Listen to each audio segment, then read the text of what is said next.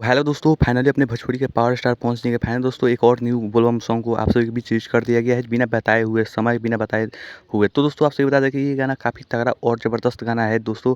जो भी भाई अभी तक वीडियो नहीं देखे बजाइए माँ बाप फिल्म भक्ति के यूट्यूब चैनल पर जाकर वीडियो देखिए, काफ़ी तगड़ा ज़बरदस्त गाना बनाया है, जिस गाने का नाम है घोड़ा हो हमार। तो दोस्तों इस गाने में नज़र आएँगे अपने भोजपुरी के पावर स्टार पवन सिंह और पवन सिंह के छोटे भाई और रिति सिंह और विक्की सिंह, जो कि काफ़ी तगड़ा और ज़बरदस्त गाना बनाया गया हुआ है, प्योर भक्ति सॉन्ग बनाया गया है।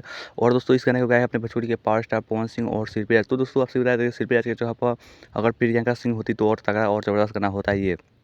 तो दोस्तों मिला-जुला के ये वीडियो एकदम काफ़ी तगड़ा और ज़बरदस्त वीडियो बनाया गया है। और दोस्तों इस गाने को लिखे हैं रोशन सिंह विश्वास, जो कि काफ़ी तगड़ा और ज़बरदस्त लिखे हैं, और इसका म्यूज़िक दिए हैं सरगम आकाश, जो कि काफ़ी तगड़ा म्यूज़िक दिए हैं।